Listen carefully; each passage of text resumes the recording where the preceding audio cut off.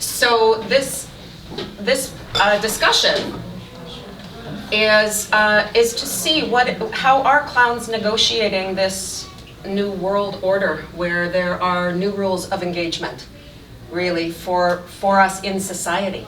And if there are new rules of engagement for us in society, then there sure as heck are new rules of engagement for us as clowns on that stage. And that is of interest to me in how we are negotiating that, and how we are negotiating that as producers and as casting agents, which, you know, when this person gets here, you know, not just as performers, but as artists who are dealing with clowns in our industry as it opens back up again. What are those new rules of engagement that we're having to contend with? And figure out, like, on the spot. All right? I think that is what is interesting but also tricky about it, is that it's not all written out, thank God. But, you know, it means that we have to run the risk in a way that clowns, I think, always do, of risking engagement, of risking intimacy, but we now have to run the risk of, are we overstepping some boundary that now we can't, that we weren't aware of, or some personal, you know? And that's tricky. That just makes things even riskier, even scarier, potentially even more fabulous. If you're successful, or an even bigger flop if you're gonna, you know, land in the shit. And I think that's, you know, that clown expression, you're in the shit. The what? You're in the shit, dans la merde. Compost that shit and make flowers. Huh? True, very true. If you can bear to stay in the shit long enough for it to heat up and for something to grow. And that is what I think we are doing right now as a society, and therefore also as clowns, is that we are standing in the shit a lot with each other. And can we dare to stay in contact? Can we dare to keep breathing together and to find that way forward and to find that connection, which to me is like the joy and the reason and the beauty of clown, is that intimacy. We are what I called, when I was thinking about this discussion, artists of intimacy. You know, I think clowns really are artists of intimacy. And we have to be able to do it, like with strangers, instantly, and somehow draw people in and make them feel that they want to, not necessarily safe enough, but that they want to engage with intimacy with us. And yet we are in a world where we are masked, and where we are afraid to touch, and where we are holding our distance. And so how do we create intimacy in this particular moment in time? And clearly it's possible, because we do, and we have for the past 2 days. And this won't all just be me talking, I'm just introducing some ideas. Then they'll talk and you'll talk and I won't talk. But I've been watching for the past 2 days, for the first time for me, I'm back in a clown festival. And I'm watching clowns do it. And I'm watching how much joy there is in that, which has been extraordinary and glorious to witness that. You know, I watched in the cabaret on Thursday night, I watched Tyler, you know, throw himself physically at an audience member, have him happily get up on stage and hold on to Tyler and twirl him around and be, you know, sweating bodies. That's, you know, that's the kind of, I don't take for granted anymore in my life that when I meet somebody, like a friend on the street, that I immediately go, hi, mwah, mwah. I have to go, do you hug? Do you hug now? Can I kiss you? So if that's what I am now dealing with, what we are dealing with in life, for a clown performer to sweat all over another human being who, you know, sweating. You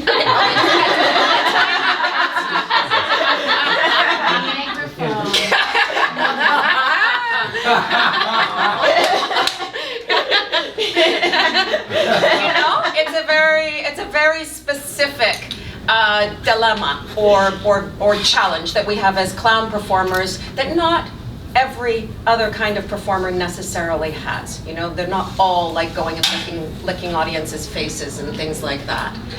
I watched Justin last night in his beautiful show. Touch us all, touch our hearts, get us all with him, breathing with him, singing with him, being with him, which is what we do, right, is to touch, which is why it's so hard at this time when we can't physically touch so much. Got an audience participant to participate, but he made him keep his distance. Did not allow him on his stage. You know?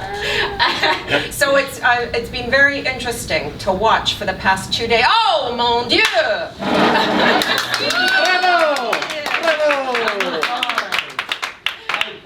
Okay. Yves Sharif. Thank you for joining us. I know. Sorry, Rush. Do you need some water? Could somebody pass him some water? Thank you. Yeah. So I haven't introduced them. I was waiting, seeing whether my intro would fill the space before Yves actually got here as well. Then I will introduce all of them. So those are some of the ideas that are spinning in my head around what we are doing and what the possibilities are and the challenges as clowns. In April of 2020, just as the pandemic started, I was speaking with Shannon Kelcutt, who is a clown in Las Vegas and has spent many years with a show there, Humanity with Cirque du Soleil, and she said to me, like, you know, we know nothing about what's happening with the pandemic. It's like, what the heck? It's gonna be over like next week, right? And she said, you know what? The clowns are the first ones to be kicked off the stage, and they're gonna be the last ones allowed back in the theater, because they are the most life-threateningly dangerous. Like, they are literally life-threateningly dangerous now because of the contact that we have, because of sharing bodily fluids and breathing on each other, things that we now try not to do with each other, right? But it makes it, you just hold for 1 second, and honest to God, I will shut up and you can talk. And she said, you know, I don't know. In April 2020, here's a clown saying, I don't know whether I'm ever going to be able to do my act again, ever.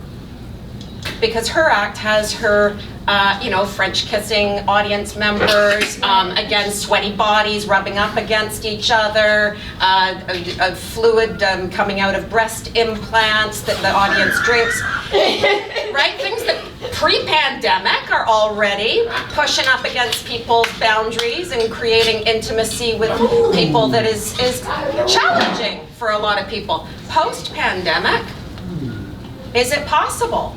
And one of my questions that I am hoping to pose here is that even possible for producers, for casting agents, for events to be willing to hire such acts? Or is Shannon Kelcutt correct and she will never do her act again like that? I'm interested in what those ramifications are of the work that maybe cannot ever be performed again, must be altered, and does it work when it is altered if it is based on that kind of intimacy and connection with people. So I think it interests me. That has sat with me since April of 2020 when she said it, and that was the impetus for this discussion, was to see where are we now, 2.5 years later then. Have we been able to figure those things out as we reemerge and yet are still, to a certain degree, keeping our distance? So, I will now introduce your speakers and we'll see what they have to say about these subjects. We're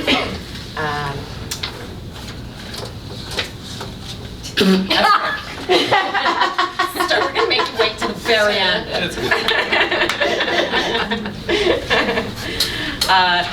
At the other end, we have Justin Miller, who is here with his show Pop, which he performed last night. And Justin Miller is a queer, Toronto-based writer, performer, producer, designer, and fool. As his award-winning drag clown alter ego Pearl Harbor, he's been described as sweet as pie and sharp as nails, the nation's premier tragic comedienne, one of the most engaging and thoughtful performance artists around. As a playwright, his award-winning original works have been presented to critical acclaim and sold out houses across Canada, as well as on CBC, and published in Canadian Theatre Review. As a screenwriter, he has work in development for NBC Peacock. He's award-winning with Summer Works Choice Award, 3 Dora Maver Moore Audience Award nominations. Oh yeah, no wins. Oh, no. No. For outstanding performance and outstanding costume design and outstanding solo performance, and the John Kaplan Legacy Fund Award for Canadian Stage Performer. Oh! Yeah. Thank you so much for having me. Yeah, thrilled to have you here, Justin. And beside him is Tyler West, and Tyler is from New York City and is a self-taught clown and entertainer, and he's performed across the world in cabaret and variety shows like La Clique, Misbehaves Cheap Shot, The Box, The Slipper Room, The House of Yes, Bindle Stiff Family Circus, and Circus Amok. Tyler also performs regularly as a red-nosed clown doctor with healthy humor in pediatric hospitals throughout New York City, and this is his first time performing in Montreal. We are thrilled to have him. Thank you for coming all the way from New York City. And Dominique Merrier is That's right. pronunciation, yes. That's perfect. Is not from It's all for Good, excellent. Is right here from Le Gesù. I sleep here. And she has been working in the street arts world for more than 15 years. I'm sure that many of you know of her very well, mainly with Toxique Trottoir. Trottoir is very difficult for my Trottoir. Oui, That's good. Yeah. So as an actor and a creator, and she's co-artistic director. And within the company, Dominique has created 12 shows, including Aquaphonie, a clown show on the theme of water. It's gone to more than 60 events since 2019. And Le Chant de l'Arbre, a wandering ode to the majesty of trees. Is that what you're doing right now? Is that the one most recently that you're out there as a tree? Yeah. Excellent. I'm a tree. You made it, baby! Many of us started as trees on stage. Dominique has aspired to it. Her practice focuses on theater and clown performance, image theater, and more recently, paper theater and puppetry. She's participated in numerous cultural remediation projects, set up festivals, is the artistic director of several events. She's worked in intervention theater with the company Mise au Jeu, hosted events, worked as a master of ceremonies, lent her voice to numerous corporate videos and advertisements, and published a collection of plays for children. There just seems to be nothing that Dominique does not do. She's also been working since 2019 with the Dr. Clown Foundation as a therapeutic clown with children and seniors, and she is also the art and development director of the Gesù Center for Creativity. Where's Dominique? Hi. Where's Dominique? Hi. And Vanessa Kneale is a Franco-Ontarian clown, physical actress, and dancer. She's renowned for the Fringe box office record breaker Dance Animal and her work as part of the duo Les Bunheads, which is where I first saw her perform, which appeared on America's Got Talent as well as other televised galas with Just for Laughs as well as in Europe.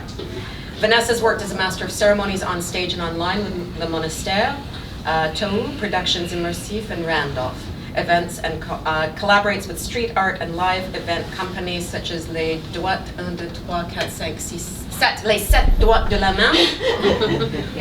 I know, how could I forget that? C2 Montreal and Toxique Trottoir. Currently, Vanessa is working on a new youth production with the circus company Le Gros Orte, for which she's developing her skills in pole and roller dance, which I do believe we're going to see some of in your show tonight. 7 o'clock. She's also self-producing in conjunction with Ariane Cabana, a new multidisciplinary show, which this is the one tonight. This is it. Yeah. And as a satirical clown, Vanessa is making her mark in the cultural scene with her pompous characters who caricature the ridiculous of our world. Love that sentence. And last but definitely not least is the very late Yves Sharif. He's still alive.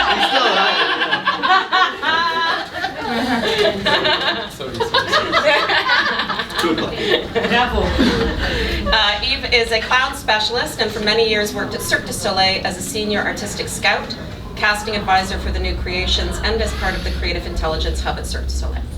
Currently, he is the scout agent for the actor-clown department of the International Casting Agency in Las Vegas, am I correct? Yep. Yes. He does not just deal with clowns. He also, his artistic practice involves the creation of new work and focuses on the question of process making in various forms of visual projects that integrate sound, archives, video, and movement. And through the past 15 years, his work includes collaborations with artists and collectives such as Chant Libre, In Situ, and Ucine C. Yep. And he founded in 2011 the Third Floor Projects, an ongoing choreographic laboratory based on questioning the creation process through a critical reading around representational art forms, which I did not know about you. Yep. So I know you were in the clown world. So thank you very much, everybody, for being here.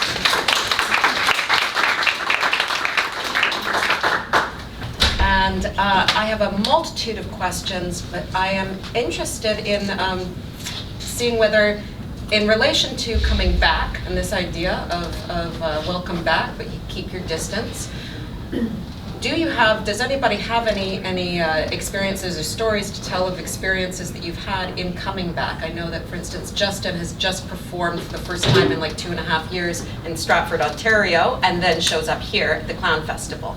And these are his first times back in radically different audiences. Mm-hmm. And I wondered whether you wanted to kick off with anything that you've experienced with having done that recently. Oh yeah. And I'm just wondering, could someone translate the question? Oh, what was the question? I'm asking whether these artists have any experiences recently in coming back to performing clown in this current world that we're in. OK. Elle demande à ceux-là s'ils ont une expérience à revenir dans le domaine de la performance dans ce monde post-pandémie. Okay, merci. Et pour les bios, I was just going to say, all the bios are translated en français dans notre programme qui se trouve sur notre site web. OK? On peut regarder à ça. I will begin now. So, as I mentioned on stage last night, this tour, which began last week or the week before last, is the first time that we're able to do this particular show. I have had other performance opportunities, and I mounted a new and very different production in the spring at Buddies in Bad Times Theatre, which was a new play that I was developing for them over the course in Toronto, yeah, where I'm from, over the course of the pandemic. So it's really gratifying. It's very fun to be back with this show. And the nature of this show is that it's already built to be changing and to swap acts in and out, to be as urgent as possible, to speaking to the anxieties that certainly I think a lot of people really hold in this precise moment. So anywhere from 30 to 50% of the show gets changed out or rewritten every time we do it. And we did have to murder some darlings that are just like, I can't in good conscience ask a room to scream at the top of their lungs for 30 seconds anymore. Like I can't do that. And as gratifying as that was when we could do it, it is now a little memory that I tuck away and look at every once in a while, and hope that maybe it'll be the case that I might do that in the future again. But not today. Not yesterday, certainly. Yeah. Anybody else with an experience of what it's been like, or to perform either during the pandemic or right now, currently, when we are supposedly post-pandemic, in whatever way we are? A difference that you've seen in the audience or your engagement with them? Or? Ouais, je vais faire le petit bout en français. Moi, je performe plus en art de la rue, donc plus en extérieur, mostly outside. So it was like a kind of a... Je vais le faire en français.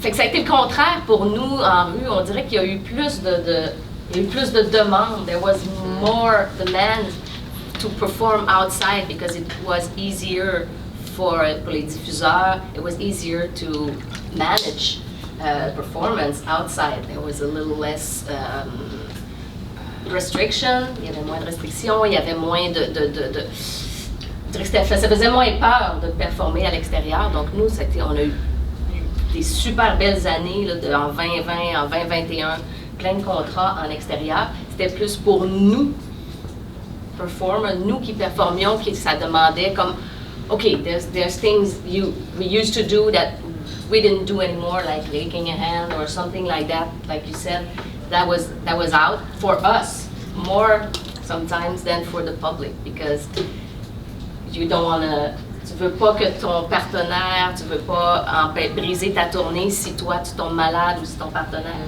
tombe malade. On avait quand même une conscience du public, mais il y avait comme une importance de, OK, on a un gros été, we have a big summer to go through, and we have to take care of ourselves first, and then the audience. Sorry for the audience, but that was a little bit of the way we were thinking. Puis si je peux continuer sur cette tangente, pour moi, ma carrière se passait surtout sur scène avant la pandémie, puis a pris un grand tournant vers la rue pendant, où est-ce qu'on est maintenant face à la pandémie. Puis en fait, par rapport à la proximité, je pense que je me suis retrouvée dans des situations où en fait le public était même plus proche que j'aurais cru. Je vous donne un exemple simple. On anime, puis un enfant vient te donner un câlin. Mais tu te dis dans ta tête, ben, en fait, il y a plein de choses qui se passent. Tu te dis, j'ai-tu le droit? Est-ce que cet enfant-là a le droit? C'est quoi l'opinion? Est-ce que moi, je suis à l'aise? Mais cet enfant-là a besoin aussi de contact parce qu'il n'y en a pas eu pendant je ne sais pas combien de temps. Donc, il y a clairement un besoin, puis la rue a été un endroit où on s'est senti peut-être un peu plus en sécurité parce qu'on était dehors.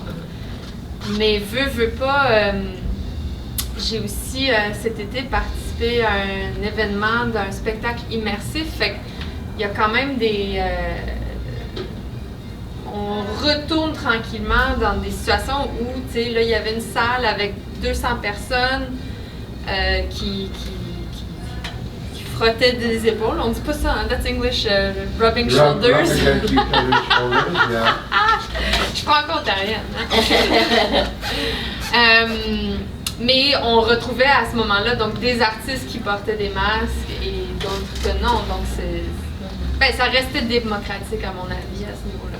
Puis pareil au niveau du public, certains étaient plus à l'aise proches puis d'autres plus loin, mais on arrive à trouver des façons de connecter pareil en restant distant autant que proche dans certains cas. Un petit peu en anglais? Oh, sorry. So I might not be the only one. in a resume, sorry. I was just saying that there are some moments, like my career really went more into the street because of the pandemic, and despite having this sense of security in the street because we're outside, there was, like I explained this moment where like kids would hug me and I would judge myself and you know be worried on all these sorts of levels instead of just being in the moment,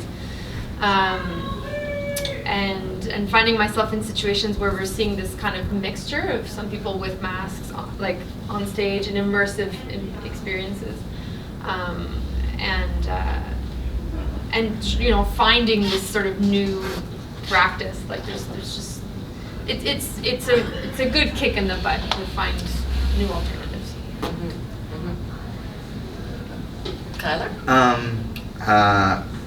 I've experienced all shapes and sizes of performing. I did online during the pandemic, and then in my living room, you know, as much as a lot of performers did.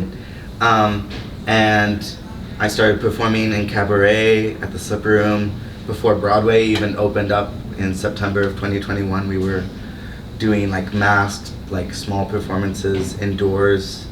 And with Bindlestiff Family Circus, we've been doing outside shows on flatbeds, going to different parts of New York City and performing circus for free and doing clowning that way. And then also doing clown in the hospital.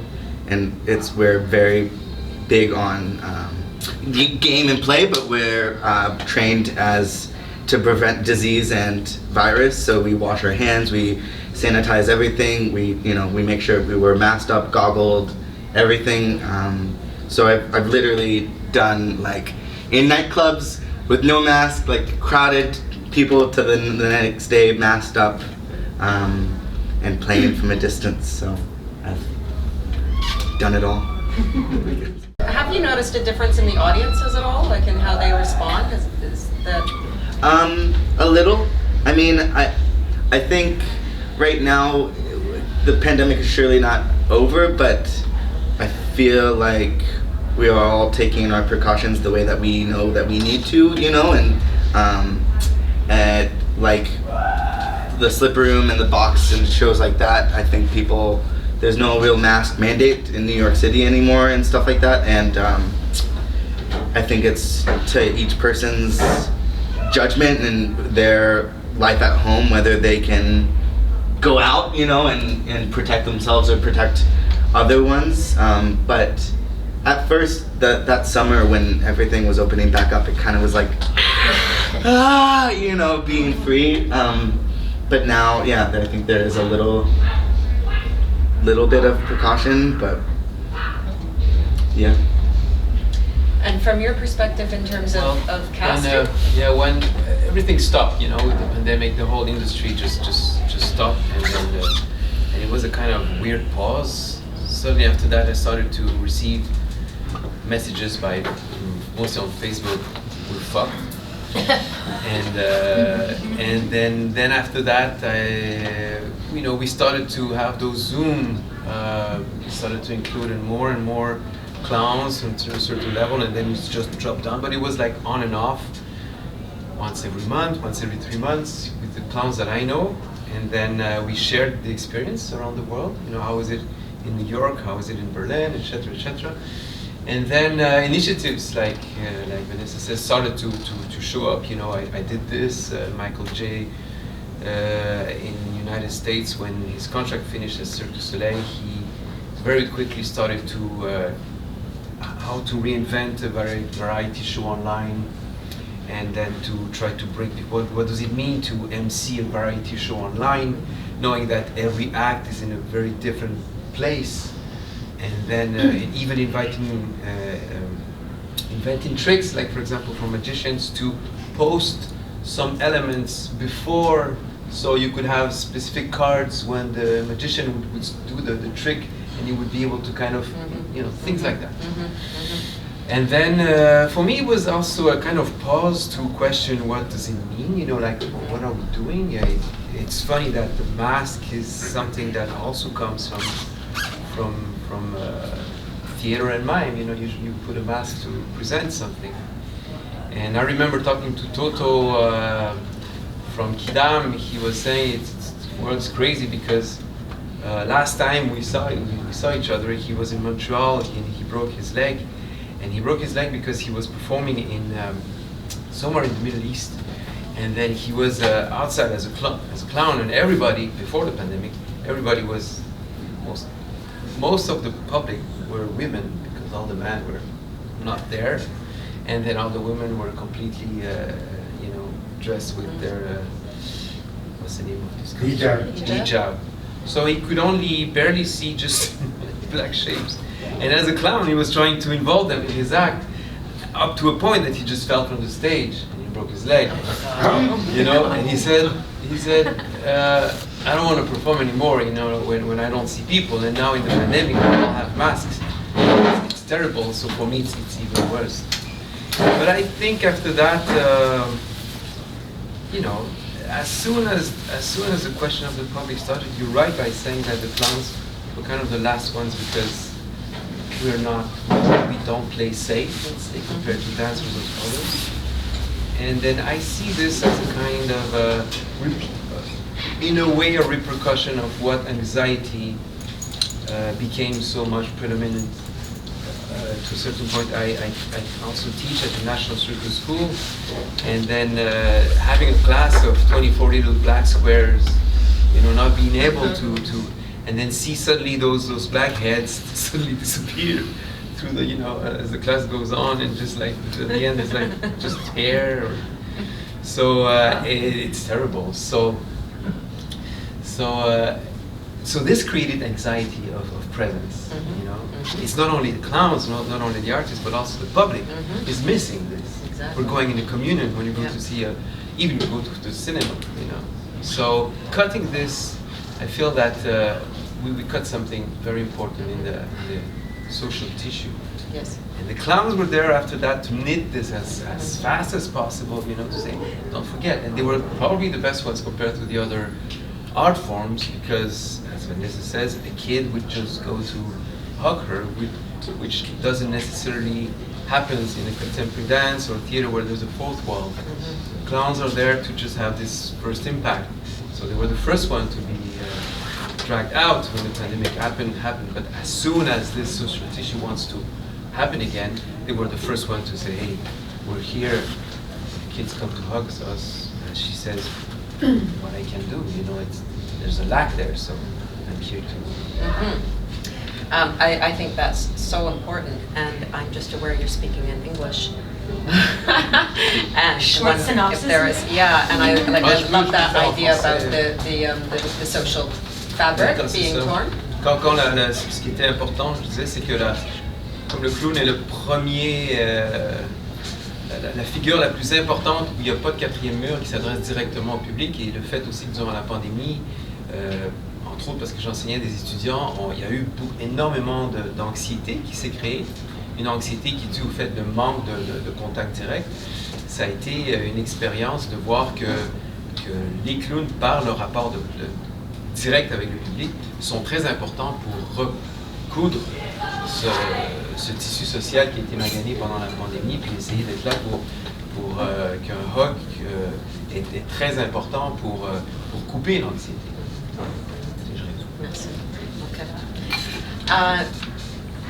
Is there anything that you feel that in your work you can no longer do that has either already been created that you have to, like as Justin said, put it in a box and put it away, or that you now know that you just can no longer head towards a certain area of material or way of being, a quality, a method of engagement that you can't do now, or material that you cannot do any longer? And, you know, I wonder if, would any of you be willing to just translate that question for me very quickly?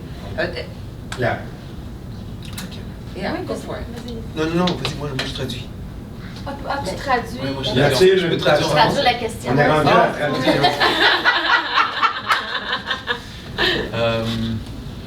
Est-ce qu'il y a des gestes, des choses que vous ne pouvez plus faire après la pandémie?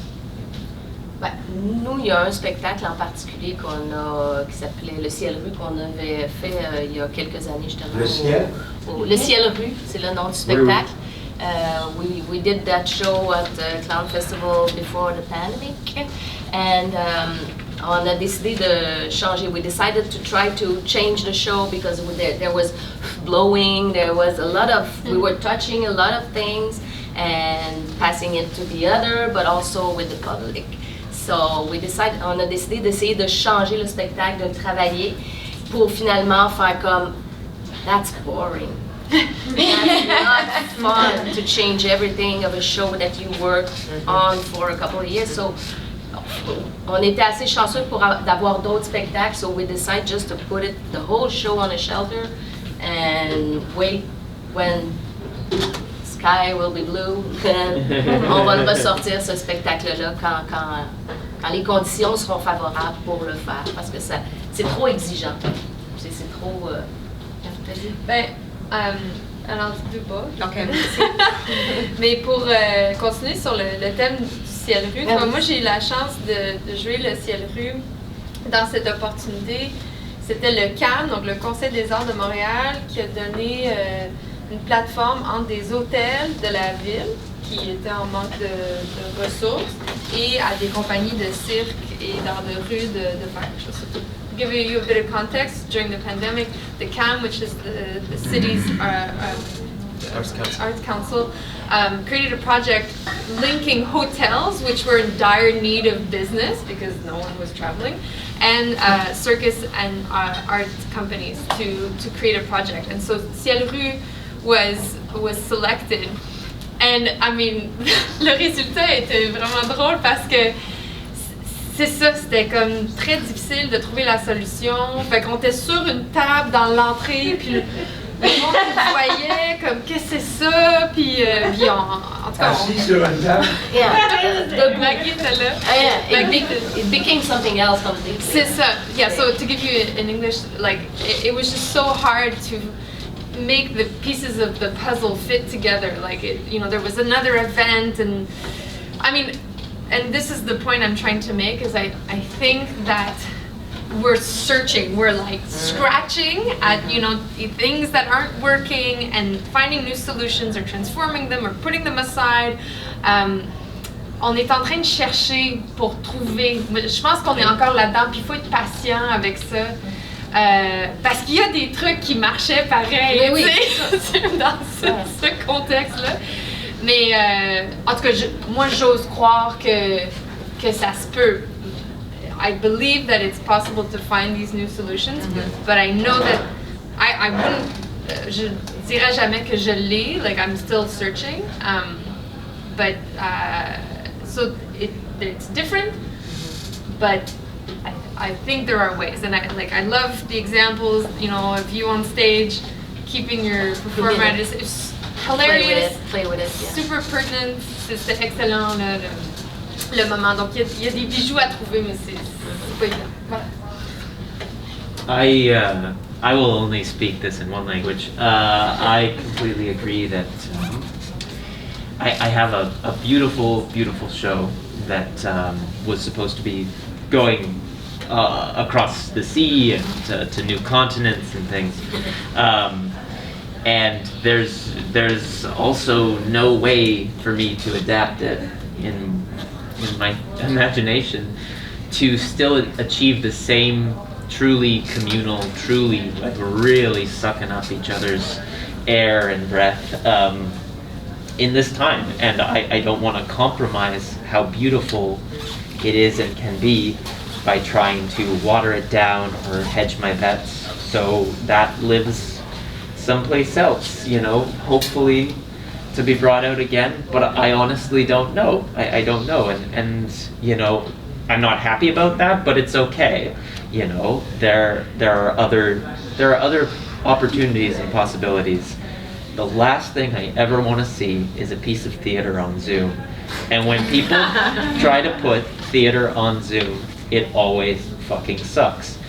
Because you've got to recognize that the frame that you're creating and operating in is different, and there are new and different opportunities. But if you just try to take something that exists and has been built and considered and developed and loved and nurtured for a different space, like sometimes there is translation and you can find overlap and you can make an adaptation more or less successful. But I think if you just dream within the limitation to begin with, the art will be more fulfilling for you as a human, and therefore more fulfilling as the audience in whatever relationship they find themselves to you.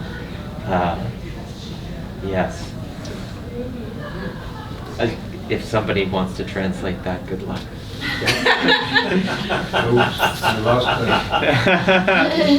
Sorry, I should have taken a pause, I guess. Justin disait que évidemment il avait écrit un spectacle magnifique, mais qu'il voit absolument pas comment il pourrait le réaliser pleinement avec les contraintes de la pandémie. Et puis ensuite que l'art vivant est créé dans un contexte très spécifique et que comparativement à ça, de voir un spectacle sur Zoom, c'est probablement la pire des choses qu'on peut voir. Puis alors, on souhaite trouver... J'ai oublié la fin. Mais I will talk on behalf of Tyler. Before he starts to talk. Whoever is Facebook friends with him, maybe they had a chance. He posted something during the pandemic that was, for me, it's still one of the nicest things I've seen. You recorded this in your room. You're going up on your bed and you're dealing with a mask. You did a little small demo that I really loved because it was showing in a small clown in a short act how a clown in the pandemic is deeply suffering and he's actually wearing a mask in his room, which is completely nonsense, and still super funny about this whole thing. It was a really beautiful, funny representation of the world as a clown in 221 or 220. Remember this one? I think it was this year or something. Yeah, and it shows, how in constraints it's possible to find little diamonds, but of course it's not in a show, it's not, but it's on YouTube, it's on Facebook. Yeah. J'ajouterais, Yves, tu m'as fait penser à des initiatives that the pandemic gave us the opportunity to. Puis Evelyne, qui a son spectacle tout à l'heure à 16h ici, she started a gym clown. So that was a way to keep all the clowns, all the community together. C'était des défis chaque semaine. It was like, okay, we have to film something just with your camera, no more than 3 minutes, and you post it and people were commenting. It was like a group of 50 people, 40 people each session. So it was a way to not lose completely, de pas oublier qu'on peut performer quand même. With a chat on the side? Yeah, no, it wasn't live. It wasn't live. You register your video and then you send it to Evan. But it was a way to keep performing, to keep, de rester vivant comme clown et de continuer à s'améliorer, de continuer à garder notre communauté ensemble. C'était sans être performatif, without being a performance. You film yourself, you want to perform anyway, because you don't want everybody to say, okay, that's very, what you did, that's very boring. So you try to do your best, so it was a good way to stay alive. And Régine était là, anyway. Sonia, can I say something? Oui. Can I share something with people? During the pandemic, I'm still working with Cirque du Soleil, to be like a clown resident. And I did one time a month Zoom. There was at the end at Cirque du Soleil, when the pandemic, there was 75 people only still working. And I was doing, like Madame says, Zoom. It was like open, just like, please come. Doing a Zoom for 1 hour. So I did La Saint-Valentin, the Day of the Woman, Halloween, Christmas, Easter, all this party normally we have at Cirque, to give them help and hoping and say, okay, when this coming back. And normally these people was coming to the Zoom. They was not the one normally participate at Cirque du Soleil to the activity I was giving. But now, at that point, they need so much to see something, a clown laughing or something like that. All the director and all that, they was coming in and they was participating for 1 hour, to organize myself with 70 pair of eyes, to have 1 hour to really, entertain them and, like kiss, like it was very, it was like very difficult for me, but at the same time, I knew how much difficult it was, for how much laugh and love, I bring to these people, holding at Cirque du Soleil to hope, it's gonna keep going. So it was very touching, and at the same time, to do that, and I received a lot of love, actually, from that moment. So, and I don't think I'm gonna go back to have that kind of love and stuff like that, like I receive, you know. So You that's why I you don't think you'll go back to receive? Well, that intensity, that kind of intensity you receive, like everybody's looking at you, that kind of thing, you know, all day, 1 hour. You know, listen to clown, you know, participation, and raise your hand, oh no. You know, everybody like raise the hand, you know, like.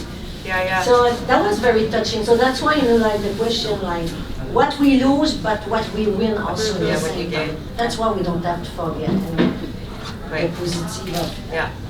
Do you want to translate any of that into French? No, I understand.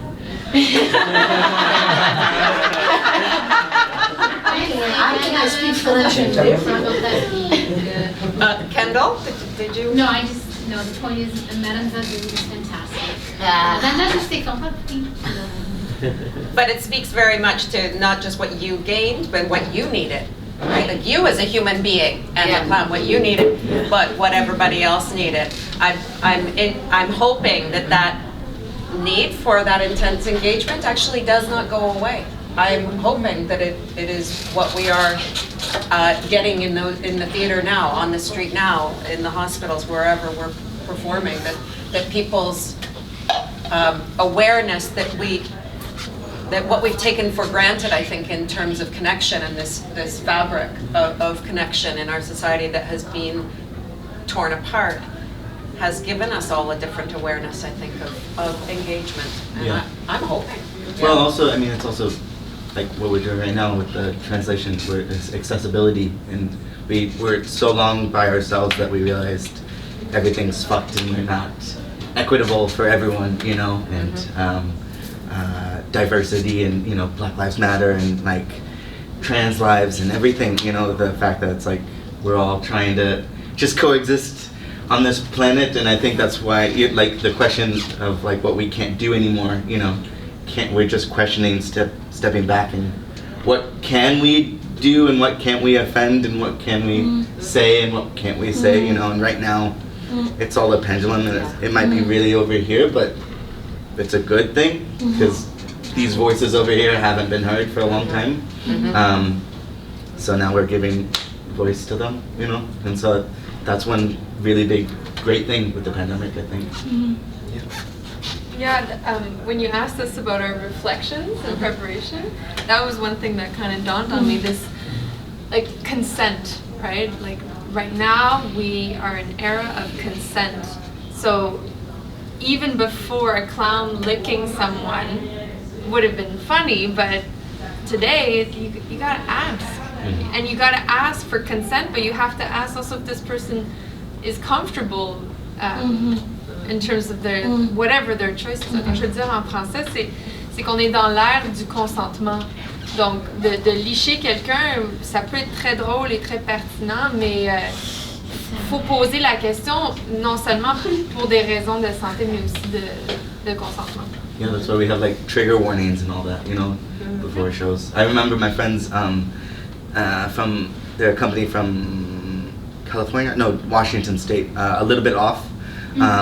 They're great. They have this show called Airplay where they blow up these big balloons, and this was before the pandemic. They would big balloons, and they would like bomb, bomb, bomb, bomb, like hit people on the top of the head, and someone. That's not the Karamazov brothers, is it? No.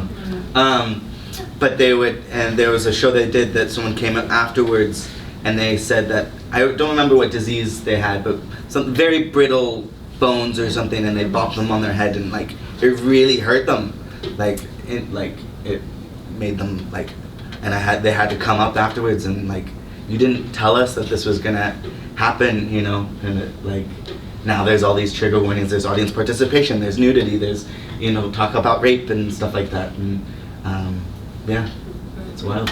Yeah, which is the other, there are like two avenues to me in this discussion. One which is how the pandemic, which is what we've mainly been talking about, has caused this distancing and this caution and needing to ask to have connection and contact. And the other avenue is all of the necessary social reconfiguration that is going on in order to finally address inequality and diversity. And so this is the positive changes that are happening, but they are landing us in the shit very much. And how do we then, when we want to take care of consent and not crossing those boundaries that are harmful, how do we then as clowns also still push up and cross the boundaries that we do want to cross? And how do we know the difference? You know, it's a very careful time right now, and that impacts a craft that is purposefully doing the more radical, that is breaking boundaries. So how do we break boundaries in a time when we are also looking to really take care of boundaries? It's the answer partly in the other experience when you read the kind of beautiful bio. Thank you. It's in the process. The message is also in the process. So not being able to lick someone and asking for the permission to do that as a clown, the little gap of creativity then is in the process of asking. So, yeah, exactly. May I lick you? Exactly. It's in this little. It's always been on those little spaces as well. Then that clown has always been able to show, you know, its creativity or its genius thing, and it asks for me a question of power. So what you know, in a generation or in an era where everything is complicated towards a certain type of power, media, blah blah blah blah blah. You know, a clown as a king's fool. If a king's fool is not that great if he or she is in the desert and there's no kingdom and there's no. He or she is much more dangerous just besides the king, besides the power. So the closer the clown would se frotter, would rub around the crucial question. Sometimes the nicest would be the answer as a comic relief. You know what I mean? So the answer is in the question. So in having to figure out how to phrase that question in a way that is not going to get you canceled, right? You know, in an age of cancel culture, right? As any performer that I know is concerned about that. Anybody that speaks in public is concerned about the possibility of being canceled. And so if we are the king's fool and we are purposefully rubbing close and we are purposefully revealing the things and all, we run the risk very much. Well, I would say that there's. You both can speak. Rock, paper, scissors, 1, 2, 3. I don't shoot. I don't do 1, 2, 3. 1, 2, 3. Okay. 1, 2, 3. 1, 2, 3. So I would say That's how you do it. that I think that notions of like cancellation and things like that, it's not really that new. Like, we like to flatter ourselves with this story of like, we're the king's fools and we're speaking truth to power and all that sort of thing. But the other element of that is if you don't do it crafty enough, if you don't do it clever enough, if you don't entertain, they got their head chopped off. And like, we can't just tell ourselves the one side of the story about like, this is what we're doing and it's noble and brave of us. Like, you also, you know, put bread on the table and you've got a responsibility. And I don't think that safety and keeping an audience safe is the most important thing. I don't think that's the same as discomfort. But I think that there are areas that are productively uncomfortable and there are areas that are very unproductively uncomfortable. And I think the time, as you say, like when we are evaluating our relationship to the low-hanging fruit of things, you know, that kind of have been hacky go-to like areas of mockery and things, it's like, well, the low-hanging fruit, it's easy to grasp. It's often overripe or rotten. You know, it's not bad for us to be reaching, you know, in this time as well. so I do agree that there is certainly a punitive element to how we relate to each other, especially over social media and different platforms of engagement. But I think that there are ways to continue to do good in earnest and make good mockery of hypocrisy and our hatreds and stuff in earnest and get away with it. You know? But it's harder right now than it has been in a long time, I would say. No? I don't know. Like, I think there are definitely like a lot of places you can lose your footing or get caught in a bear trap, but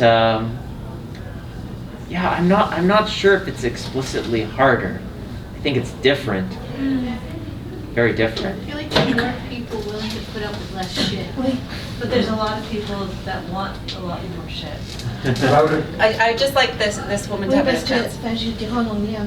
If you do something now, there's always a group who will say like, well, we don't like it, it's against us or whatever. There's a lot of censure now who is existing, and it's really true. I mean, it's for like, even for writer, there's some people who are rewriting or just reading again to contented, to content everybody, you know. And I think it's really a good point to see today in the culture, because, and for clowning, it's really at the perfect spot here, like to talk about it, because I think it's really a point now in the culture to envision it. Yeah. Well, what I was gonna say is you can only, there's a saying, you can only punch up, you know, you can't punch down. Like with the king, you know, the jester is here, the king is here, you know, so they can make fun, you know. You could also punch to the side as well, I think. But you can never punch down. So when there's a minority or a group of people, you can't Punch on those people. punch. Those people can come up at you, and I think Even that's, in a funny way, right? what? Even in a funny way, right? Right now, I don't think so. No. I think they should take the opportunity, you know, give them the voice to, you know, make fun of us or whoever, you know. Yeah. But yeah, and we were there was a group of us talking about this last night, and I think at the dinner, and somebody said, yeah, it's tricky when what is funny, like it's funny, something is funny, people laugh at it, and yet it's no longer acceptable, and yet it's funny. But it's not acceptable. So having to, you know, restructure what is with that, what you're talking about. Yeah. Well, laughter is not always it being funny. It's just a break of tension. You know. Yeah. So. Yeah. Absolutely. I would. Yes. Okay, from the beginning. Yeah. One short comment about your intro. Okay. One short question, and then I'll let other people. But the third thing is so important that I want to share. It's more than short. Let's say it's medium, but I'll cut into my narrative as much as I can. Alors, with the first thing that I thought in your intro, la première chose que j'ai pensé dans ton introduction, c'est que I'll just go to the idea instead of rooting it in what you said, is that we at the Action Zone at Lucia Koala Park, which is at Pine End Park, we had a whole week of workshops and different things and food every day, but there was one workshop where on abordé, okay, we touched upon the subject. Well, that was the workshop actually of conflict. Yeah, it was about how do we, comment est-ce qu'on vit avec le conflit? How do we like experience conflict and the opportunity that brings us, you know, to raise awareness or to heal ourselves or to whatever. Comment on interagit avec le conflit pour nous-mêmes, pour les autres. So I forget what it was that brought that up, but it's, you know, how do we deal with this, you know, being able to be with or not to be with people? Comment on... Voilà. Maintenant, la question. So I thought this is very... En tout cas, tout ça ici, ce qui se passe aujourd'hui, c'est génial. De la bonne entente au personnel ou à l'impersonnel ou en groupe, right? Like, it touches about the, you know, you said consent, but like, how do we, you know, carry on with like being well with ourselves and others? Because le conflit, on peut se tenir loin, mais on peut aussi l'aborder, okay? For you know, we can get along with that because it's a good tool. But anyway, so I suggest that you, when that workshop happens again sometime, you can get in touch with us at the new library, collective library. Was it 3516? It's in front of the church on Park. And it used to be the Urban Ecology Center, and then connected to that is a bar that's going to become a collectively run bar. It used to be the bar des pains. La question. Wait. Okay.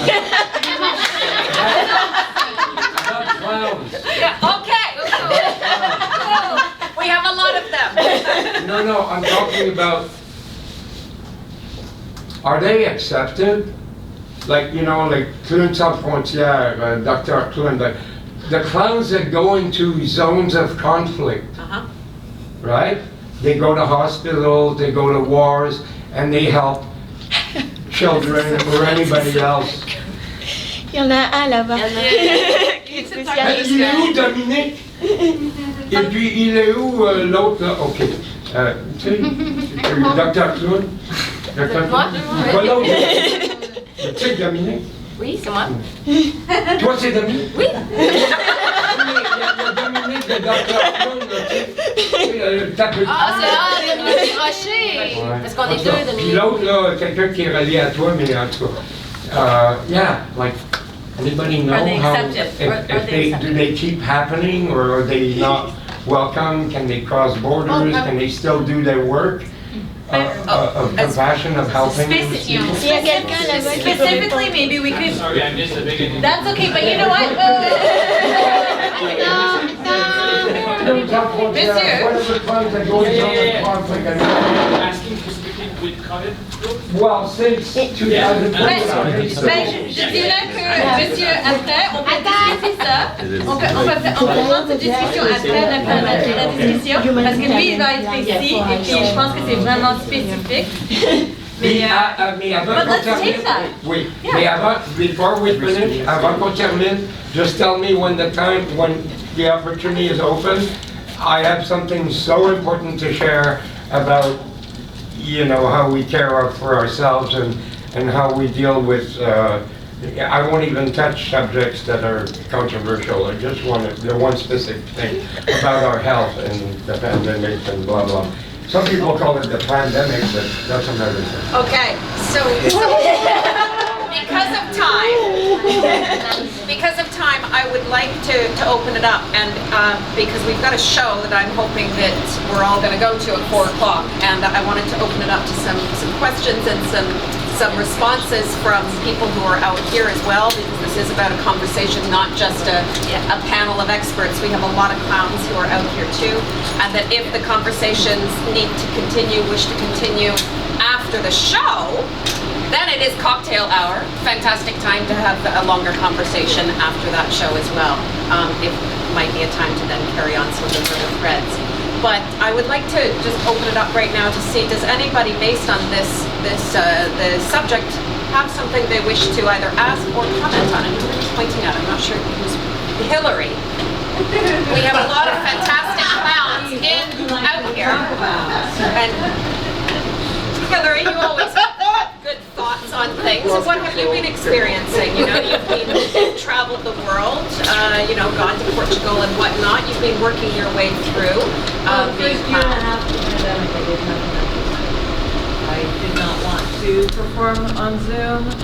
I had no idea how to perform on Zoom. People were doing it. I taught a little bit and discovered, oh, and actually there's a lot of intimacy and it can happen. I took classes that also were wonderfully successful.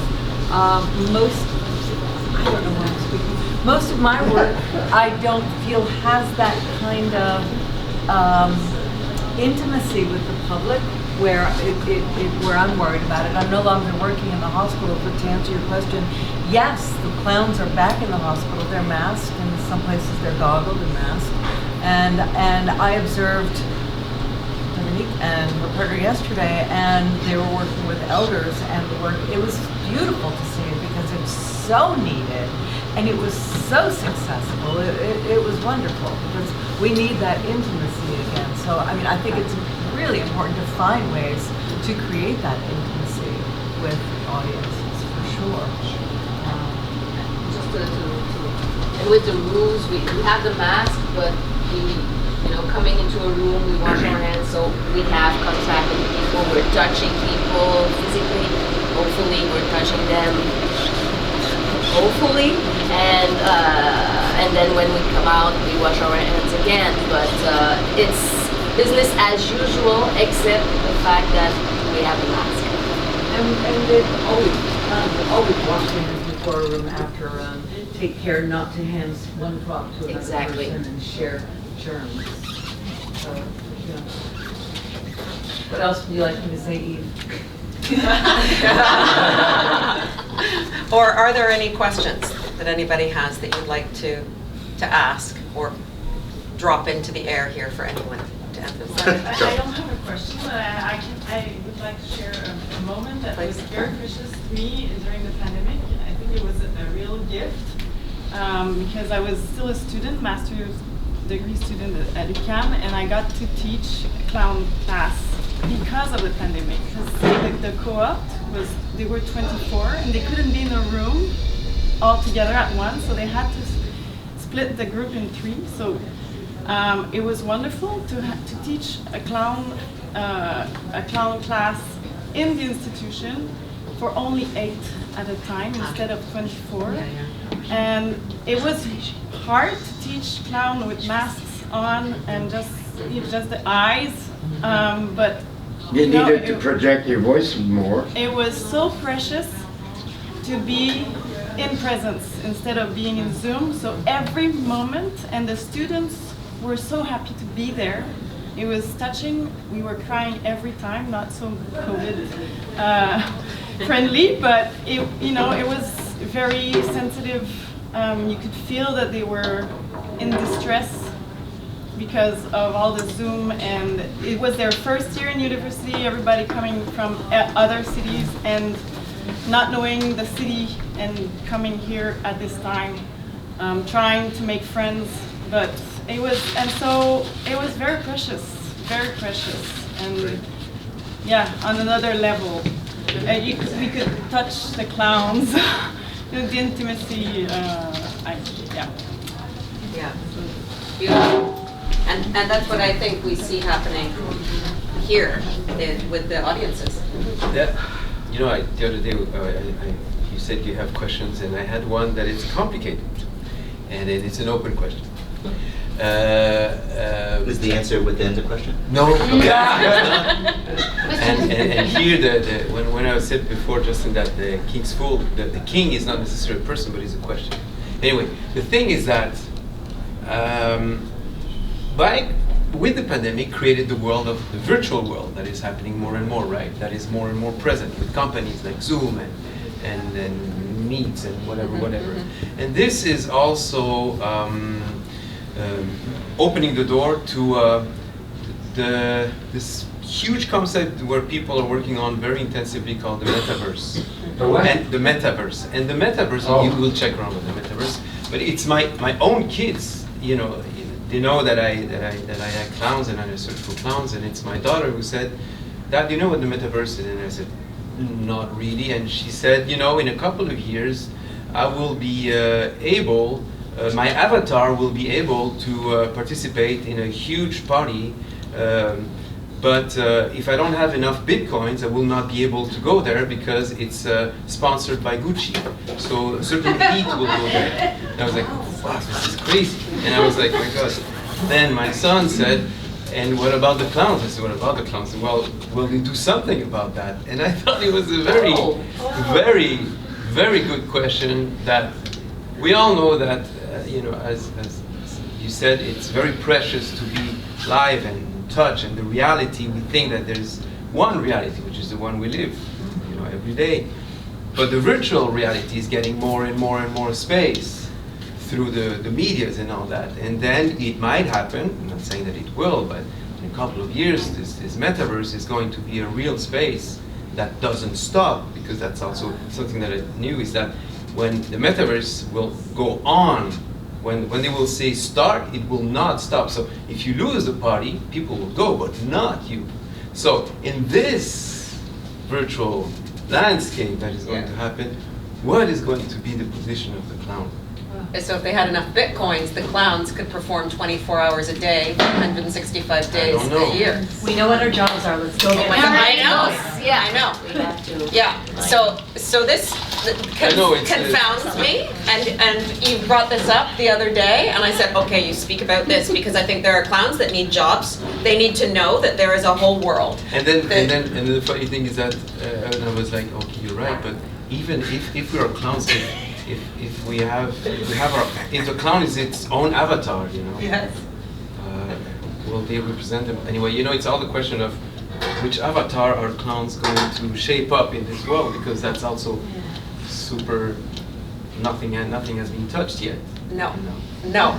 So I find it confounding. Yes. I don't know if it means anything. Everybody looks exhausted. They're just like, oh Christ.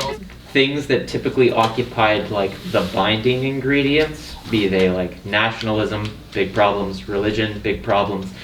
Like we've looked around and we've been like, all these things that we've counted on to bring us together have such huge problems. We've done away with them, but there's a big hole in people that we don't know, I think, how to fill productively yet. And that's why I think so many of like fascistic movements are about community more than anything else. Like it's easy to galvanize around hatred and identity fright and things like that. But the Kitty Baby Whiner convoy people in Ottawa had hot tubs and bouncy castles. Like I think a lot of it was in Ottawa. You know the Ottawa convoy? Oh, God. Yeah, that's what we're talking about. I think a lot of it is about feeling together and about participating in community, and I do think we do have a special access and privilege because we necessarily participate in that space a lot more. I don't know how we solve anything, but I think we can create moments and spaces that are really needed, and that helps for a little bit. Well, yeah, I feel the clown is invincible. That's my personal opinion, because, and like to connect with what Catherine said, I was doing Christmas events online, and I noticed that the larger the group was, the less the event had any sort of impact. So the smaller the group, the more connection we have. And so if that's online, then in person as well. And clown is grounded in that, in this connection, and in like looking into people's eyes and feeling how they're feeling, the sense of the room, like the communal, what we're creating today right now. And to me, that will never die. It's like it's immortal, and no matter whatever is happening, I don't know, like maybe that's me in denial, but I'm like, no way, no way. I can help to address this. I suggest, hold your thought, Mary. I suggest that when we meet like this, we could have a tourist, like, if we have a round, like a rounded, Table? Circle. No, not a square. Circle. Circle. Pentagon. But this is a Pentagram. a rounded rectangle, right? We could be in a circle. That's all. Yes, That's what I'm yes, that was the desire. It was decided that there was not enough space to fit as many people as we thought would show up into a circle because we have Yeah. confined But right space. now we could. Otherwise, That's okay. we would have been in a circle. Next time. Yes. Well, I agree, we will survive. When movie, cinema appeared, everybody was saying, living performance is over, it's dead. When television came, same thing, it's over, and radio. still have living performance, and I think we need it. We need to.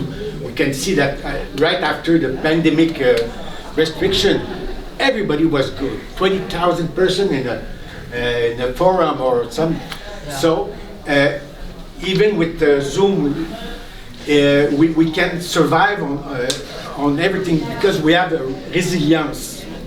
And clowns has a lot of resilience to always try to work and find a way to get to his target, to his objective. In the history of clowns, we can see, once there was forbidden to speak for clowns. They create something like mime. It was forbidden to create to play a noble musical instrument. They create bottles. They create. So always, clowns has his way of continue his work and his path. I agree with that too, and in terms of the question around like consent culture, I think it's a very navigable thing for clowns to do, and artists in general, they're always going to adapt. They're always going to find the creative solution to be able to connect well with audiences, and I think even if there's a culture, there might be a culture that seems to be pushing back against it, I think that artists will always find a way to get through somehow in what they do and find the connection. And I think it's a great challenge to be finding what that culture is going to be around how do we now try to do those things that we loved to do in the theater before where we didn't have that consent thing, but now we have to navigate it. Like, what a great challenge. And I think it's just that finding what is the new culture that we're bringing up. Like what we, in the discussion yesterday, some of us were there, Bill was talking about how, well, we used to laugh at blackface and we used to laugh at yellowface, and that used to be acceptable. Now we're discovering the things that are not as acceptable, but we still create work and like can still connect to audiences. So that's what creativity is, isn't it? Like you Yeah. put the box that you then play in, you Yeah. put all four walls and you're like, now I know where I'm going, because otherwise you just have open-ended, you don't know what the fuck to do. But and it's a reflection of our culture, and it's us making the culture and responding to the culture. So you're in it. Yes, it reminds me, Sonia, of when we were talking about this discussion very early on in our planning days, and we were talking about what are some themes, what are some topics, how do we do it? One of the titles we had was Clowns Revolutionizing What? We thought it was good too. but then we were like, how do we define that? But I think we've kind of come around to that, because that's what we're trying to design.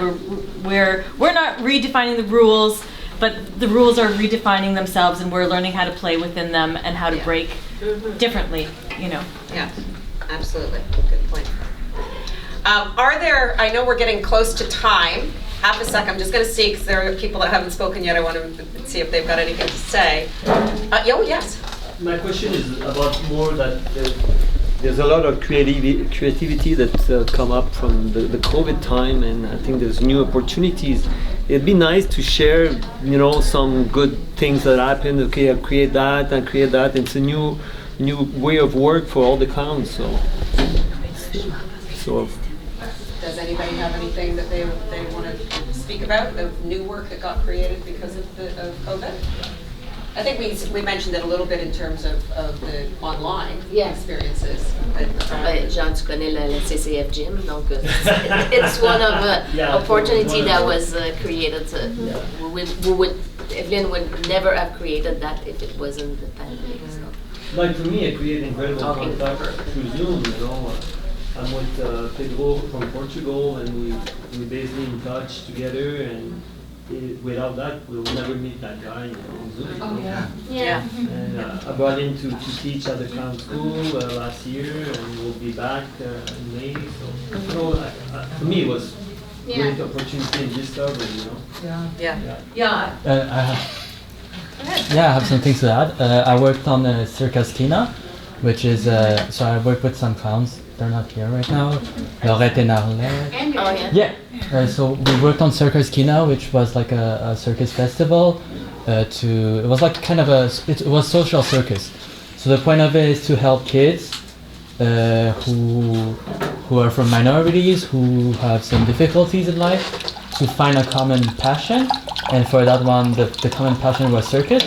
And what Zoom allowed was to have these connections with other parts of Canada that we wouldn't have otherwise. And so we were in contact with people from Newfoundland, Nunavut, Montreal, Calgary. And so of course, for the edition of 2020, Circus Kneale happened in January, so it was before the whole pandemic thing. So we had the chance to have people in Montreal at the Tohu, but some people couldn't make it. You know, Nunavut is kind of far. And so I'm really glad that Zoom was a platform to connect people from all around the country. And we have such a massive country that it's nice that we had the internet for that. And so it really helped the kid, and it really made a difference. So yeah, that's one way of connecting people from the church. Yeah, right. There's one here, there's one over there. So Justin? Really briefly, just adding on to that, also like our disability communities like are actively telling us right now, like, you have no idea how much more art has been available to us, and how you know, without thinking, have had the briefest, smallest little taste of what it means to try to navigate and participate meaningfully in communities, you know, as somebody who might be severely immunocompromised or have access issues. And there is a fear about losing the kind of access and the kind of sharing that we're able to do when we try to engage and involve these new forms and platforms, as much as I also say burn down metaverse. So I think that it is like there's such great opportunity for sincere connections that just because they don't feel familiar or are not like created in the same way doesn't mean they aren't as important and genuine. And I think it's always about like the frame that you're operating in and how you can make the most beautiful and fruitful gift to put in that frame, as well as puncture it where you can.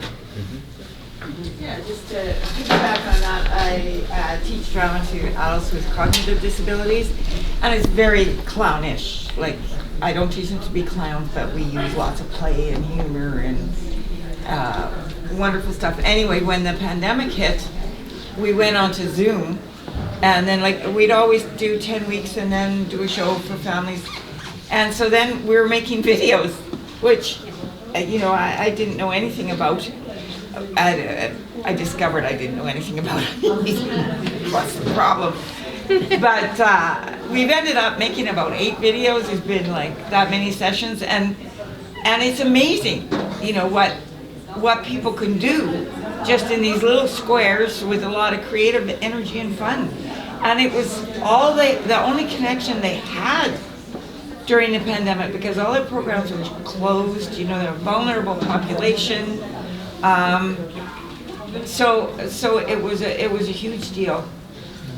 And then we did musical theater, and then we did all of these different things, and the connections were so strong. And also in Winnipeg, I'm from Winnipeg, last year it was just blizzard after blizzard and 40 below.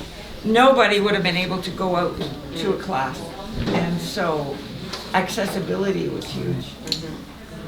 And you and I should talk because I did the same thing, and I Oh, yeah. found that making the videos really gave a spotlight in ways that, like we're talking about accessibility and like offering space and like stage time for people who don't often get to see it. Exactly. And I still do classes on Zoom with people who haven't left their bedrooms, and it's like their only point of connection. And I know for me as a performer, it forced me to connect through the camera. Like, how can I have that physical connection just with my spirit? You know, and that it's been an amazing opportunity, I think, for me to push myself to connect.